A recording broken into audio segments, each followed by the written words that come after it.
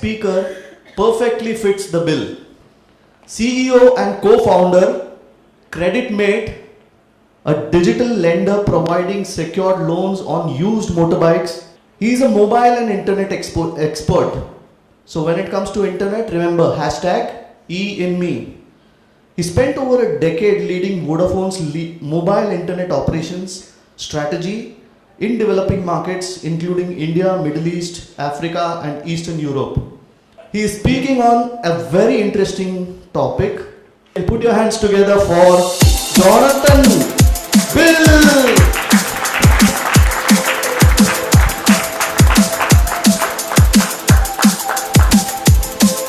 Thank you very much for that long introduction, which actually I don't think I set out to achieve. So the first thing I wanted to talk to you about is that one thing I've noticed in the 7 years I've been in India is you have to be very careful if you give somebody a microphone, because otherwise you never get it off them for the next 40 or 50 minutes. And I'm not quite sure about the audience. Some of this may be slightly technical, but I thought I'd talk to you a little bit about the startup world. Okay, so some of you I think are startups, some of you are, everybody's probably read about them, we've talked about some of them earlier in some of the conversations. So it probably hasn't escaped your attention that India is a startup nation.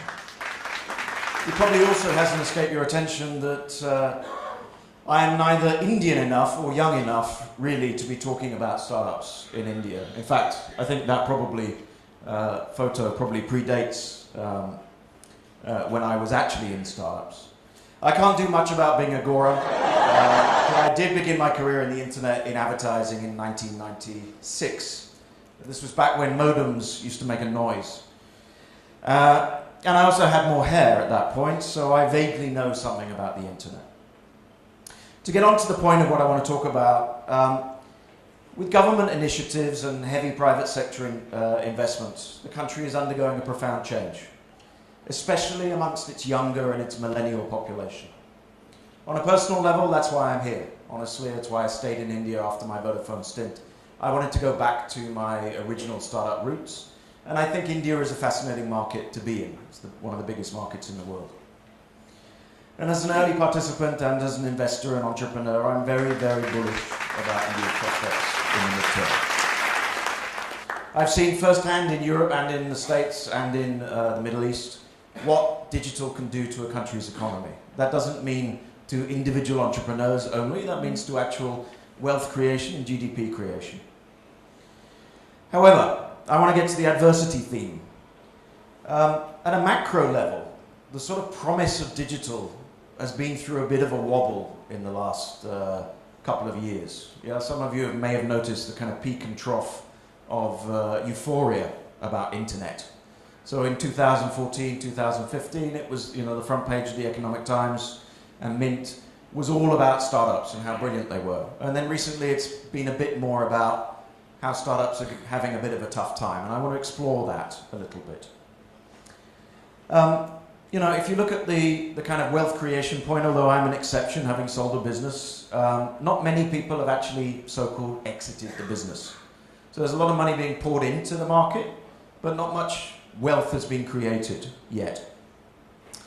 The exuberance that has characterized the kind of 2014-2015 period was driven largely by the assumption that India was going to be like China. Okay? India is an enormous populace, young populace, and India was going to produce the same results that China did in the internet business. In China, as we know now, many of the investors coming into India are actually Chinese businesses, backed by, you know, enormous multi-billion-dollar wealth that's been created. And that hypothesis seemed to be playing out initially. Many Indian startup businesses, fueled by investment, grew at a very fast pace, gaining millions and millions of customers very quickly. And that encouraged further investment and attracted yet more people to start up businesses. Recently, however, that pace of growth has tailed off a little bit. And that in turn has led to the kind of urgent need to restructure some businesses, to think about, you know, unfortunately some layoffs and other things. And one of the reasons for that is those businesses were scaled up with investment money for growth that sort of stopped happening, okay, or at least slowed down. And why has that growth slowed down? I want to kind of get into the reasons for that. Downsizing has led to what is politely called pivoting in the startup world. Okay, so for those of you that are not familiar with the term pivot, what that basically means is some venture capital firm gave me $1 million, nothing was working, I've still got some money left, so I'll try something else. Okay, and that term is kind of is fairly, important for us to understand. So what went wrong? And since this is about growth in adversity, let's look at the adversity bit first, and then look at the opportunity. Let's take a step back and examine this this kind of impartially and present my view of both the weaknesses and the opportunities in the digital sector. Now, as an immigrant into India, and the key word being immigrant, I'm not here because of some kind of desire to be a neo-colonialist. I'm actually an economic immigrant into India because I see opportunity here. I frequently get stuff wrong. India is very stratospheric as a society, okay? Meaning you guys, I think there's no other foreign people in the audience, but everybody has a kind of predetermined place that you are, probably subconsciously kind of assess people on the basis of. I kind of don't, I see through that, I don't really get that sense. I don't get the sense of strata. Which means that I kind of often fail to pick up on some subtleties that I should do, and normally I get forgiven for that. But this sort of ignorant immigrant perspective does give me a slightly unique perspective sometimes. And if you look at immigrants around the world, and particularly Indian immigrants or emigrants that have arrived in places like Silicon Valley, they do incredibly well. And the reason for that, I think, is in part because they come unencumbered with the kind of assumptions and the kind of conditioning that many people have that are domestic. Let's look at the Indian startup market and its participants. In most cases, startups have been founded by well-educated folks who often come from pretty privileged backgrounds. The investor community backing those businesses are also from the same backgrounds. I'm talking about the IIT, IIM, the elite, if you like, in India. There's nothing wrong with that, inherently. But it does tend to create a situation of startups being built by people that are from the top 1 or 2% of the country, invested in by the top 1% of the country. And importantly, the products and services they're building are often designed for themselves, or people like us, as it were. The trouble is that this is a country of 1.3 billion people, and the 99% of people that are not like that, need to be the target audience of those products.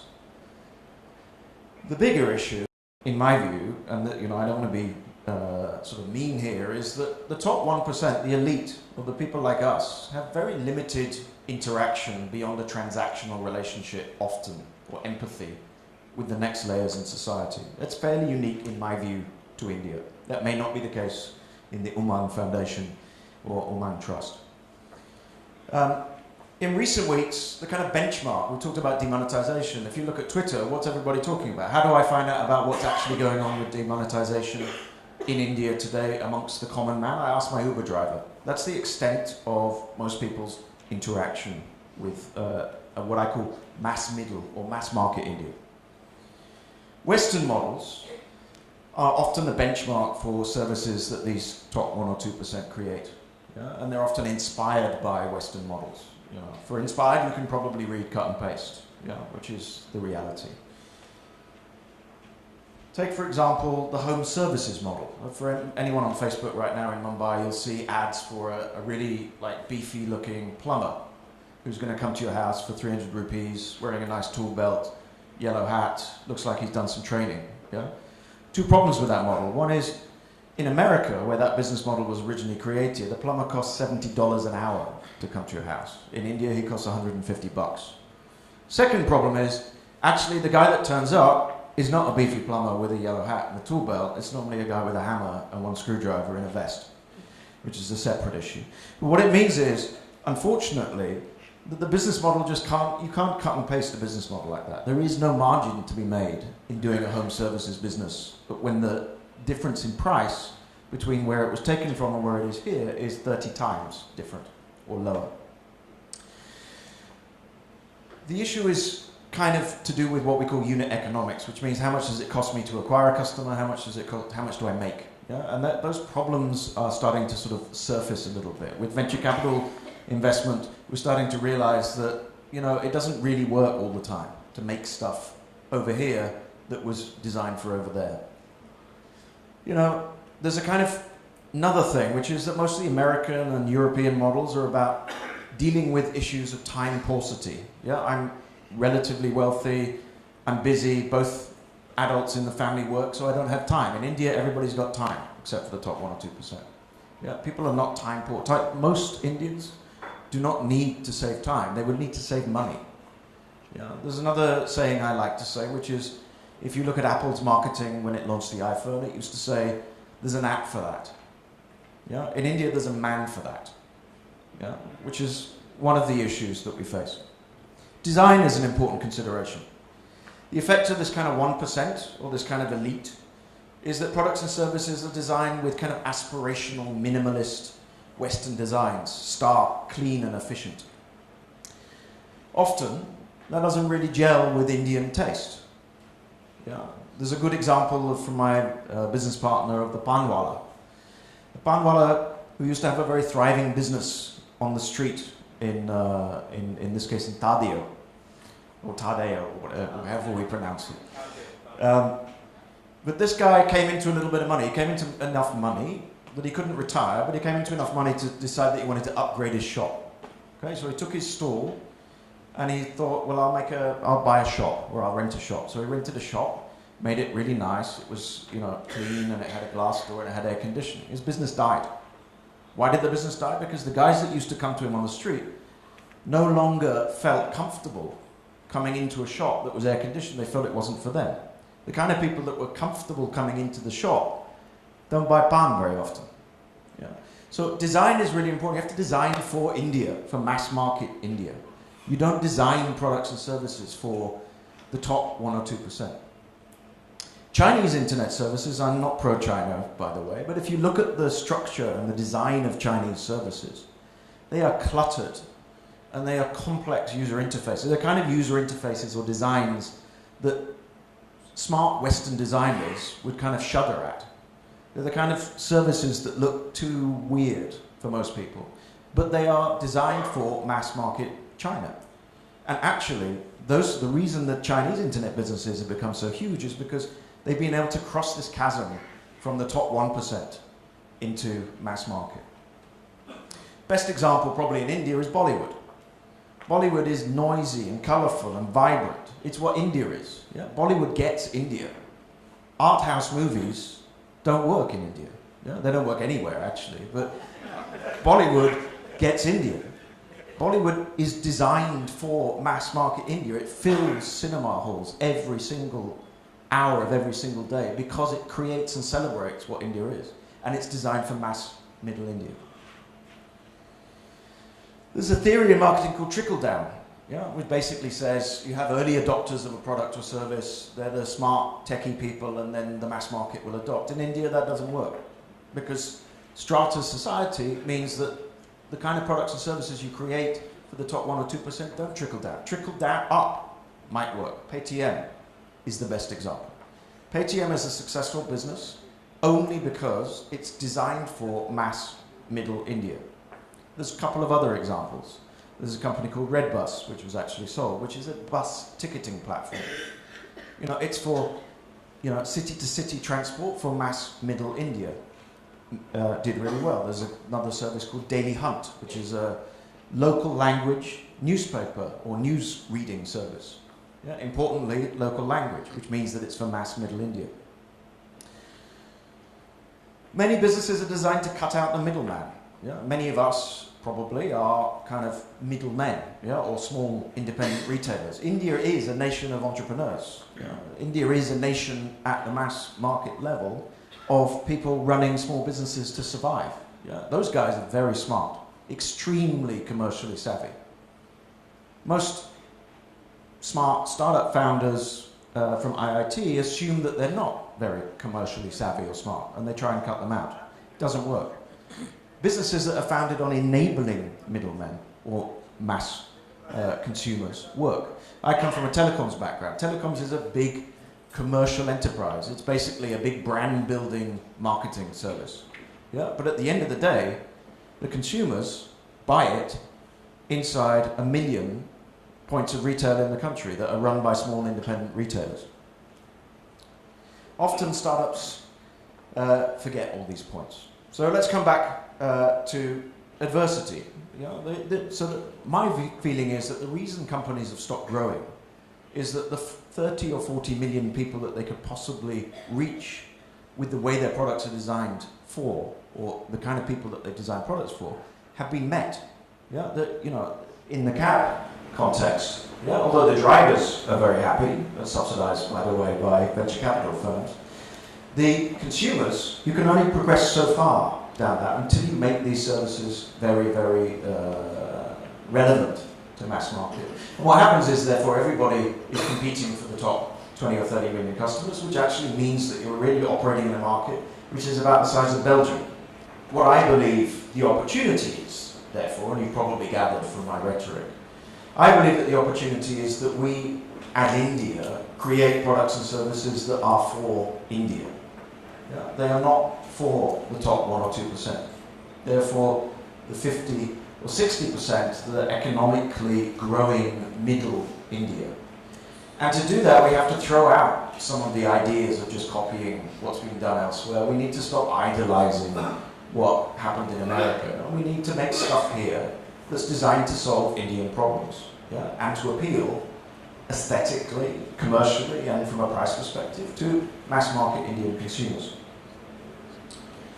You know, if you look at my own business, which you know, is the one that I'm currently very focused on, which is a credit business, which is lending to people that want to buy a used motorbike. Our customers are earning 19,000 rupees on average. Yeah, they're buying a bike that's about 35,000 rupees. And why are they buying a bike? They're buying a bike so they can get to and from work. It's a productivity tool. Yeah, it's not a frivolous holiday to go or a flat screen TV. Yeah. Which also means, by the way, that they don't default on the payment. You know, I spend a whole lot of time meeting investors and venture capital firms, and they say, no, well, you can't, you know, you can't be lending to these people. These people won't pay, but you can't trust these people, in essence. And in fact, our NPAs, or our kind of default rate, is 0. You know, and the reason is that actually mass middle India is a much more trustworthy set of people who kind of understand the value of credit and the value of a productivity tool like a motorbike much more than the Vijay Mallya class.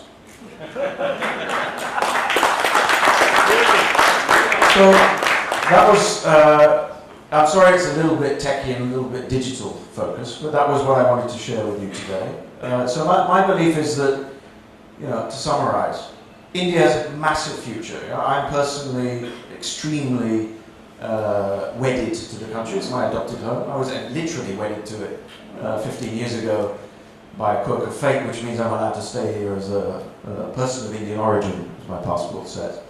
So I'm very bullish on the market, but I think we need to get back to what is India, and why we're in India, and why we're building for our domestic populace, and not just aping the West.